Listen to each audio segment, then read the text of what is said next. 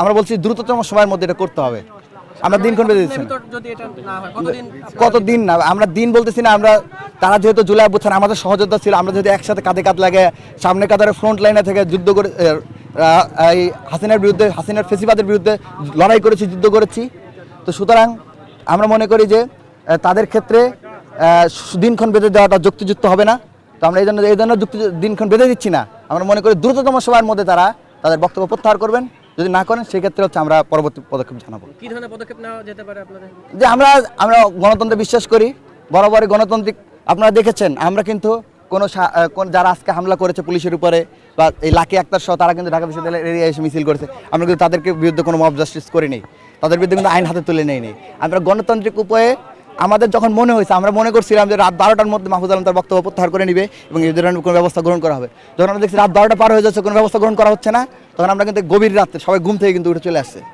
তো আপনারা দেখতে পাবেন এই গণতান্ত্রিক উপায়ে কীভাবে প্রতিবাদ করতে আপনার 24-এ দেখেছেন, অতীতে দেখেছেন, 52-তে দেখেছেন, 47-এ দেখেছেন, 71-এ দেখেছেন, 90-এ দেখেছেন, আবার দেখবেন কীভাবে গণতান্ত্রিক উপায় করতে হয়। দেখুন হাসান আবদুল্লাহর পোস্টটা আমি এখনও দেখিনি। আমরা অবশ্যই তারা যদি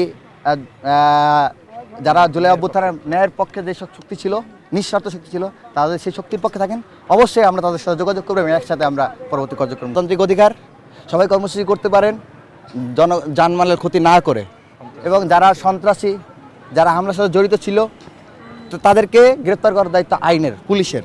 আমরা পুলিশের প্রতি আহ্বান জানাবো, প্রত্যেকেরই গণতান্ত্রিক রাইট আছে। বাংলাদেশের যারা নাগরিক তারা গণতান্ত্রিক উপায়ে যে কোনো প্রতিবাদ জানাতে পারেন। আমরা গণতান্ত্রিক উপায়ে আমাদের মিছিল করেছি, প্রতিবাদ জানাইছি, তারাও মিছিল করে গণতান্ত্রিক উপায়ে প্রতিবাদ জানাতে পারেন। কিন্তু যারা হামলাকারী তাদেরকে গ্রেপ্তারের দায়িত্ব হচ্ছে পুলিশের। আমরা প্রত্যক্ষ দিবালকের মতো ভিডিওতে দেখেছি, লাইভে দেখেছি কীভাবে পুলিশকে হামলা করা হয়েছে। সুতরাং এর জন্য আলাদা করে সাক্ষ্য প্রমাণের খুব একটা প্রয়োজন নাই আমরা মনে করি।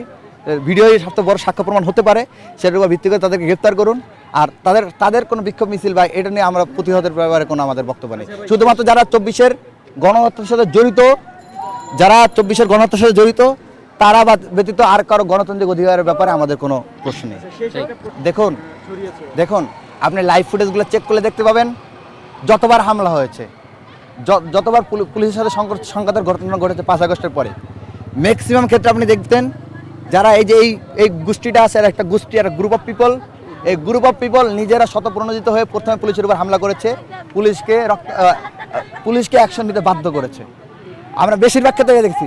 আমরা বলছি না যে পুলিশ সম্পূর্ণ কি নিরপরাধ বা শতভাগ তারা নিরপরাধ এটা বলতেছি না, কিন্তু ম্যাক্সিমাম ক্ষেত্রে মানে যতগুলো ঘটনা ঘটছে 5 আগস্টের পরে শতভাগ যে পুলিশ সবসময় ঠিক সেটা আমরা বলছি না। তো ম্যাক্সিমাম ক্ষেত্রে আমরা দেখতে পেয়েছি যে প্রথমে হামলা করা হয়েছে, পরবর্তীতে পুলিশ বাধ্য হয়েছে।